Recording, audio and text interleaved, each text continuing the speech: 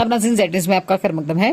Chief education officer Poonch Bishamber Das और director school education Jammu के हुक्म के मुताबिक एक जोनल लेवल टैलेंट हंट मुकाबला कुरैशी इंग्लिश मीडियम स्कूल मंडी के अहाते में इदारे की प्रिंसिपल अंजू ऋषि की रहनुमाई और सदारत में मुनक्किद हुआ। इस मुकाबले में जोन मंडी की मुख्तलिफ पंचायतों के तकरीबन 60 तलबा ने हिस्सा लिया। तमाम मधु स्कूल के तलबा और उनके असतिज़ा की शिरकत से ये प्रोग्राम बहुत ही मौसर रहा। आगे देखिए जहांगीर अहमद की ये रिपोर्ट।